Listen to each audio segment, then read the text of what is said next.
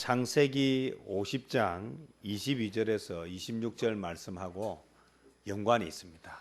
그래서 창세기에 나오는 요셉의 부탁, 이 요셉의 부탁을 듣고 이스라엘 백성들이 출애굽을 할 때에 그 부탁대로 요셉의 유고를 가지고 그렇게 애굽을 나와서 그렇게 약속의 땅 가나안을 향해서 가는 내용입니다. 어떻게 보면 요셉은 왜 죽음의 순간에 이런 마지막 유언을 남겼을까? 마지막 순간에 그가 했던 말씀, 특별히 사람들은 다 임종을 앞두고 있을 때는 중요하게 생각하는 그런 말들을 하는데, 특별히 요셉이 마지막 순간에 했던 말이 가지고 있는 그 의미가 무엇인가? 다른 이야기가 아니라 자기의 유고를 가지고 애굽을 나갈 때에 그렇게 가라.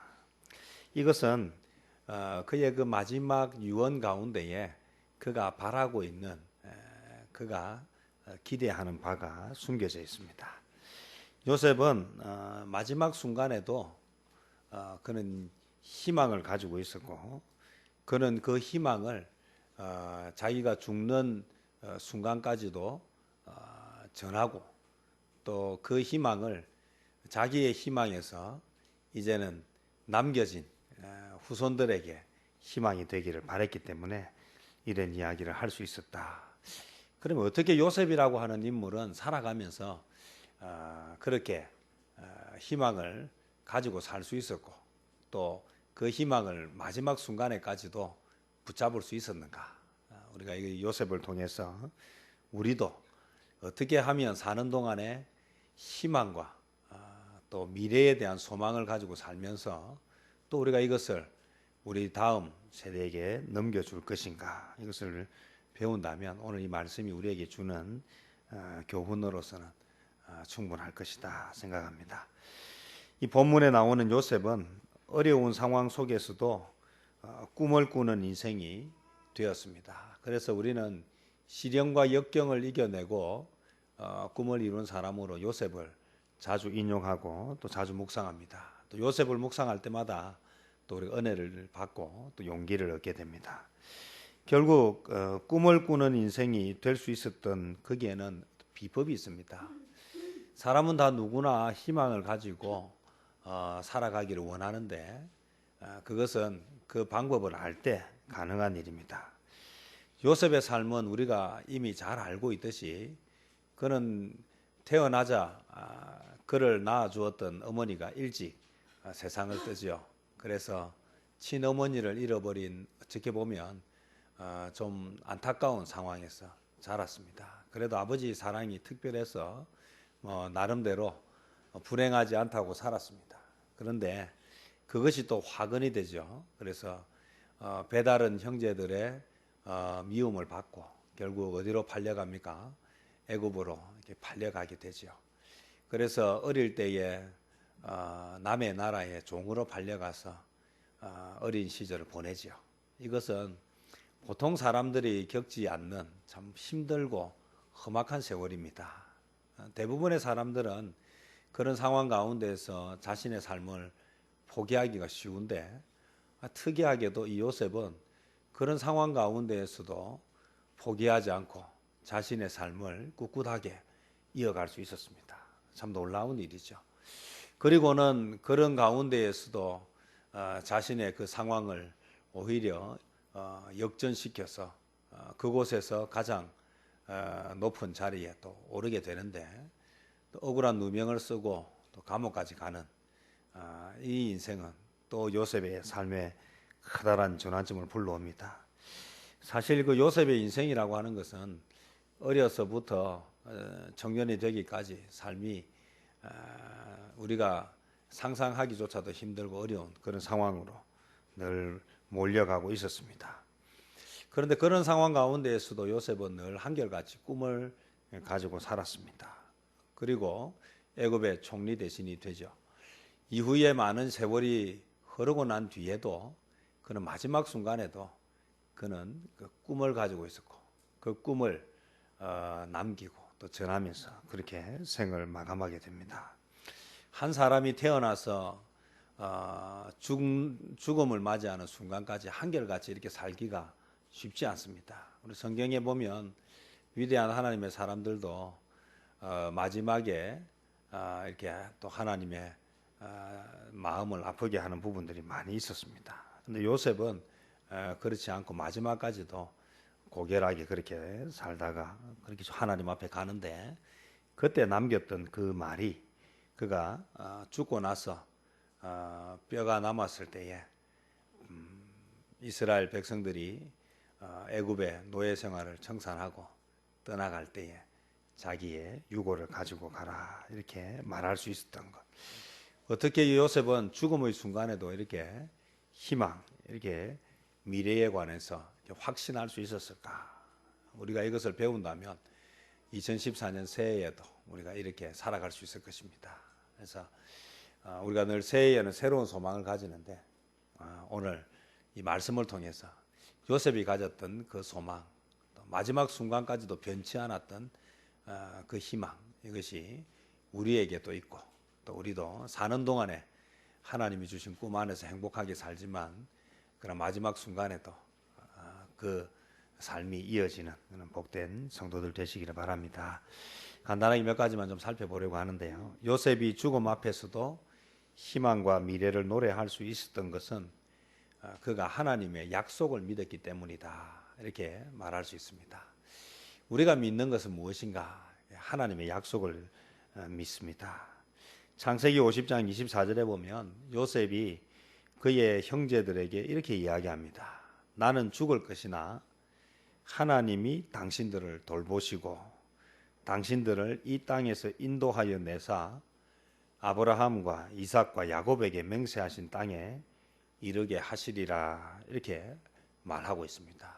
이 보면요, 이 요셉은 사실 요셉의 가족들이 애굽에서 나름대로 편안하게 살 수 있었던 것은 사실은 요셉 때문입니다. 왜냐하면 요셉이 애굽의 총리 대신이니까 총리 대신의 그 영향력 때문에 이방 사람임에도 불구하고 그곳에서 고생하지 않고 잘 살 수 있었습니다. 자, 그러면 요셉의 가족들은 생각했을 것이요. 지금의 이 평화가 누구 때문입니까? 요셉 때문이에요. 그런데 만약에 요셉이 죽는다면 어떤 일이 벌어지겠는가? 이들의 삶이 더 이상 행복하지 않을 것이다. 두려움 속에 있었을 것이에요. 그래서 요셉이 들려주는 이야기가 사실 지금까지 살 수 있었던 것은 사람들이 볼 때는 총리 대신인 요셉 때문에 요셉의 가족들이 편안하게 사는 것처럼 생각하지만 실상은 누구 때문이다? 하나님 때문이다. 그래서 가족들에게 특히 형제들에게 들려주는 이야기가 지금까지 우리가 살아온 것은 나 때문이 아니라 우리가 믿는 하나님 때문이다. 이것을 가르쳐 주었고 이것 때문에 요셉도 살 수 있었고 요셉의 가족들도 살 수 있었습니다. 사실 우리가 살아가는 이 세상은 급변하는 세상이고 어떻게 살아야 할지 사실 잘 모르는, 또 안다고 해도 따라가기가 너무 버거운 세상입니다. 그래서 우리가 살 때는 우리가 뭔가 참 여러 가지 도움을 받아서 사는 것처럼 보이지만 실상은 하나님께서 그 배후에서 모든 것을 하고 계신다라고 하는 이 믿음이 불안한 상황 가운데에서 희망을 갖게 되는 것이고 절망 가운데서도 소망을 가질 수 있다. 그래서 요셉은 죽을 때에 생각한 거예요. 사랑하는 가족들이, 특히 자기 형제들이 이제 자기가 죽고 나면 이 애굽에서 어떻게 살아갈 것인가 염려할 때에 사실 지금까지 인도하신 것이 하나님이지 제가 한 것이 아닙니다. 하나님이 우리를 지금까지 인도하셨기 때문에 제가 죽고 나더라도 그 하나님은 동일하게 여러분들과 함께 할 것입니다. 우리 가족과 함께 할 것입니다. 이 이야기를 전했다는 것입니다. 문제는 요셉이 그렇게 전하면서 그가 그 사실을 굳게 믿었다는 것입니다. 사실 왜 요셉이 그런 고백을 할 수 있었습니까? 그것은 그가 애굽에 처음 올 때 어떤 신분으로 왔습니까? 뭐 애굽의 총리의 초청을 받고 온 것이 아니라 정말 형들에게 배신을 당하고 미움받아서 그렇게 노예로 팔려왔습니다. 아무런 소망을 발견할 수 없는 그 절망 가운데, 칠흑 같은 어두움 가운데에서 그가 오늘의 총리 대신이 될 수 있었던 것이 철저하게 하나님이 도와주셨기 때문에, 하나님이 함께 하셨기 때문에, 하나님이 인도하셨기 때문이라는 것을 요셉은 삶으로 너무도 절절하게 경험했기 때문에, 그래서 그가 어려울 때에 노예로 종살이 할 때나 또는 억울하게 옥살이 할 때에도 하나님이 함께 하셨고 하나님이 지키셨고, 그래서 지금이 총리 대신이 되어서까지도 하나님이 지키셨다. 그래서 어려울 때나 좋을 때나 늘 함께 하셨던 그 하나님. 그래서 그는 이야기합니다.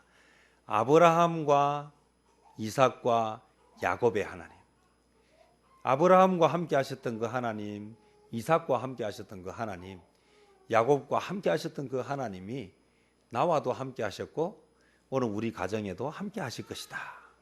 이것을 그가 삶으로 절절하게 경험했기 때문에 그가 이제 임종을 맞이하고 떠나갈 때에 불안해하는, 미래를 염려하는 가족들에게 자기가 믿었던 이 약속에 신실하신 하나님을 전하고 있다는 것입니다. 하나님이 약속하셨기 때문에, 뭐라고 약속하셨느냐 하면 하늘의 별과 같이 바다의 모래같이 창대하게 할 것이다. 뭐 하기만 하면?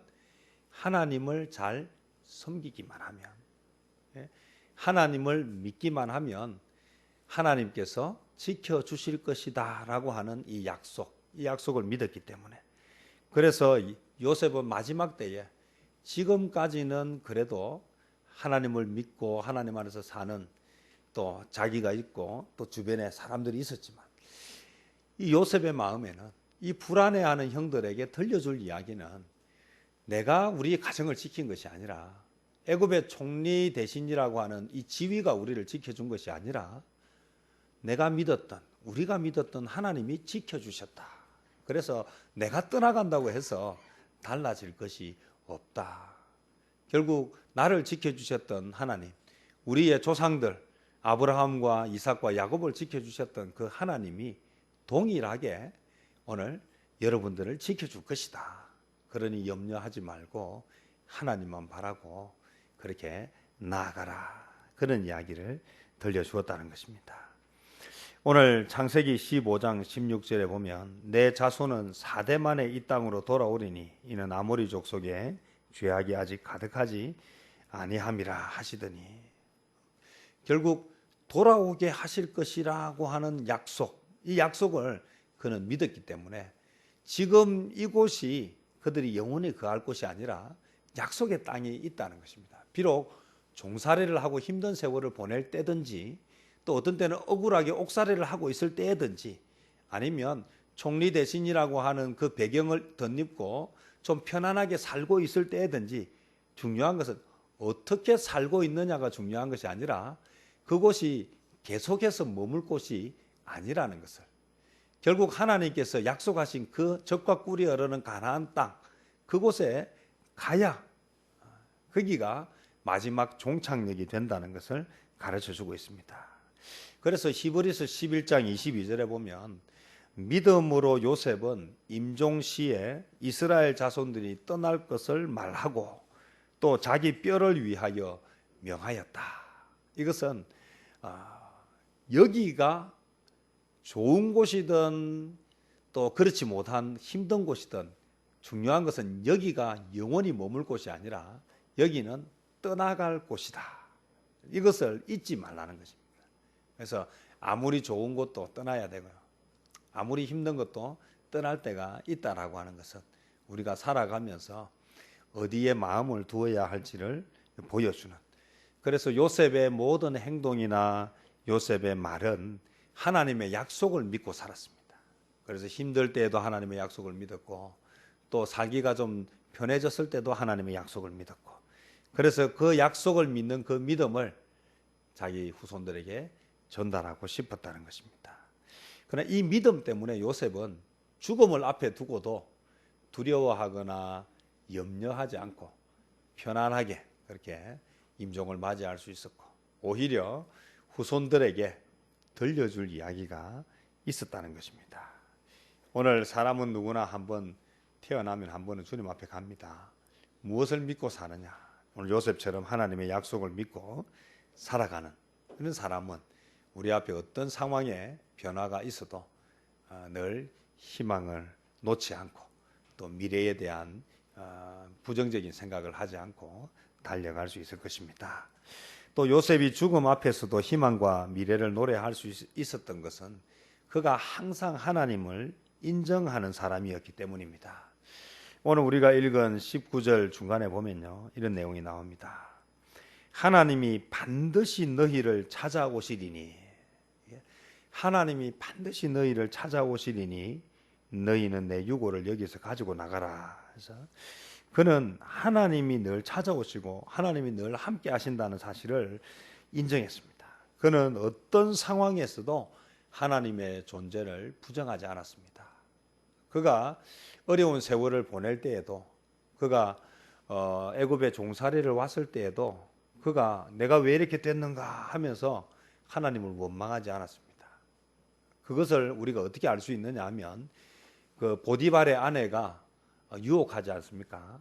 그때 어쩌면 보디발의 아내의 유혹을 받아들이면 그가 좀 더 나은 인생의 보장이 되었을지 모릅니다. 그리고 그것을 거절한다는 것은 그가 지금까지 이룬 것을 하루아침에 잃어버리게 될지도 모른다는 것입니다. 생각해 보십시오. 주인의 부인이 부탁하는 것을 거절하고 난 이후에 그의 삶이 어떻게 되겠습니까?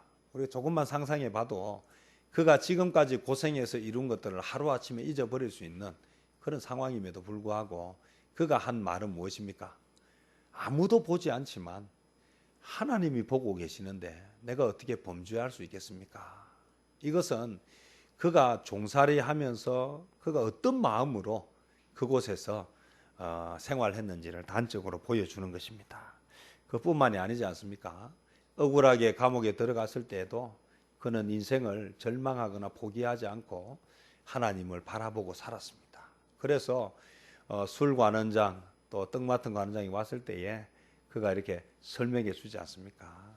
그래서 그 술 관원장에게 꿈을 해몽해 줄 때도 하나님께서 알게 해 주신다. 그가 어떻게 무슨 꿈을 꾸었는지, 그 꿈이 무슨 뜻인지 어떻게 알겠습니까? 그가 늘 하나님을 인정하고 하나님과 함께 했기 때문에 하나님께 물어보고 하나님께 물었더니 하나님 가르쳐 주셨고, 그래서 그것을 가지고 꿈을 해몽해 주고, 나아가서 바로 왕의 꿈도 하나님의 은혜로 그가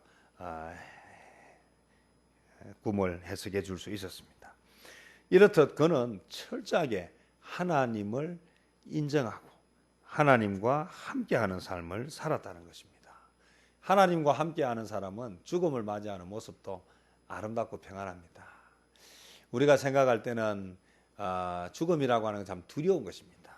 그래서 우리가 하나님을 믿지 않는 사람들은 죽음에 대해서 대단히 불안해하지만 우리가 정말 하나님을 믿는 그때 이후로 이제 죽음은 어떤 과정이든 때로는 좀 힘든 과정을 거쳐서 죽음을 맞이하더라도 그곳에는 영원한 천국이라고 하는 선물이 있기 때문에 우리는 그렇게 절망하지 않는다. 마지막으로 요셉이 죽음 앞에서도 희망을 노래하고 미래를 노래할 수 있었던 것은 하나님의 인도하심을 늘 바라보았기 때문이다. 그래서 앞서도 말씀드렸지만 그는 약속을 믿었습니다. 하나님께서 약속하신 대로 반드시 지키시는 분이다. 왜냐하면 돌아오게 하실 것이고 그곳으로 인도하실 것이라고 믿었던 그 믿음 때문에 그가 늘 희망을 가지고 있었다면, 그리고 살아가는 내내 하나님의 인도하심, 하나님의 임재하심을 인정함으로 인해서 매 순간 이제는 소망이 없는 정말 벼랑 끝이라고 생각되는 순간에도 또 피할 길을 주시고 또 회복시켜 주시고 또 앞으로 나아가게 하셨던 그 하나님. 그래서 앞으로도 하나님께서 인도해 주실 것이라고 하는 미래에 대한 믿음까지도 이어지게 만들었다. 요셉은 항상 꿈을 꾸며 살았던 사람입니다.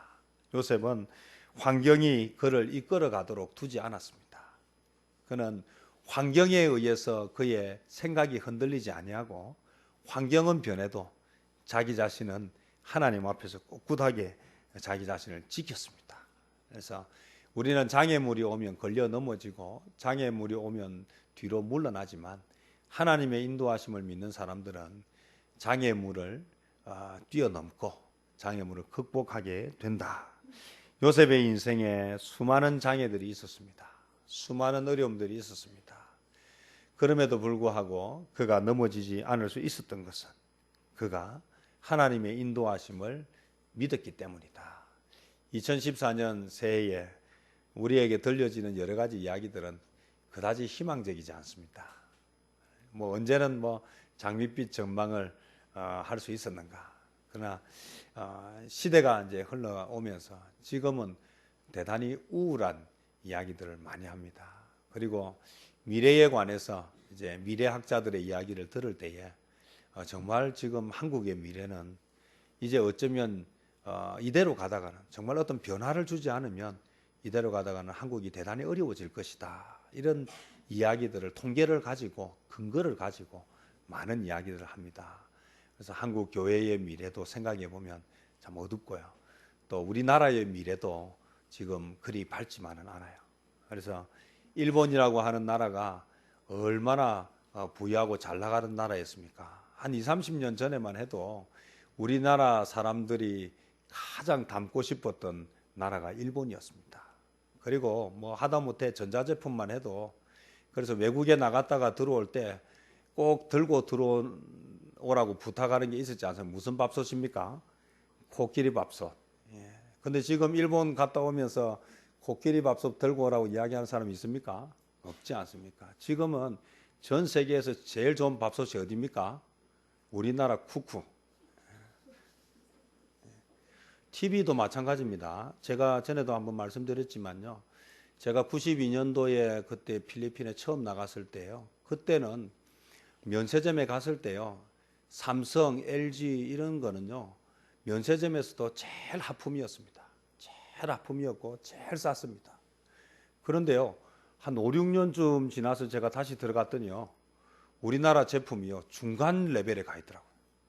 중간 레벨에. 10년도 걸리지 않았습니다. 그리고 10년이 지난 지금은요. 우리나라 제품은 비싸서 못 사는 제품입니다. 면세점에 가면 우리나라 거는 비싸서 못 사요. 그만큼 참 급격히 변화가 되고 있습니다. 그래서 시대가 많이 변하는데요. 그런데 미래학자들이 하는 이야기들이요. 불과 얼마 되지 않으면 이제 중국 제품이 우리나라 제품이 일본 제품을 잡아먹었듯이 지금 중국 제품이 우리나라 제품을 잡아먹을 것이랍니다. 그래서 우리나라가 지금 이런 산업 구조에서 빨리 탈피하지 않으면 결국 우리도 동일한 전철을 밟게 될 것이다. 제가 많은 이야기 중에 그냥 쉽게 이해될 만한 한 가지만 이야기를 드렸습니다. 네, 이게 그냥 나오는 이야기가 아니라 이거는 미래학자들이 전문적인 지식을 가지고 준비하고 연구해서 그래서 극단적인 이야기는 이렇게 합니다. 특별한 변화를 주지 않으면 삼성이라고 하는 그룹도 5년부터 5년 이내에 쇠퇴기를 갈 것이다. 이렇게 해요. 이 사실 삼성이 지금 핸드폰 때문에 이제 엄청난 스마트폰 때문에 그런데요. 이미 어째 보면 완제품이 다 가지 않았는가. 또 새로운 전환. 정말 그래서 큰 변화를 가지지 않으면 참 어렵다. 제가 이야기하고 싶은 것은 이런 이야기입니다. 들려오는 얘기가 희망적인 이야기도 있고 들려오는 얘기가 부정적인 이야기도 있습니다. 그러나 이러한 것들보다 더 중요한 것 한 가지만 붙잡았으면 좋겠다. 그것은 무엇인가 하면 지금까지 우리를 지켜주셨던 하나님이 우리가 하나님께 기도하고 우리가 하나님께 도움을 구하고 우리가 하나님 앞에 바르게 살고자 하면 하나님은 또 우리에게 새로운 은혜를 주실 것이다.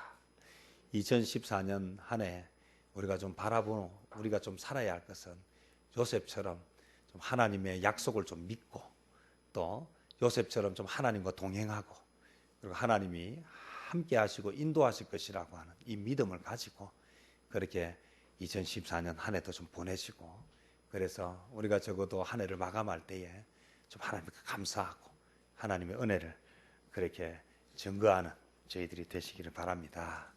기도하겠습니다. 주님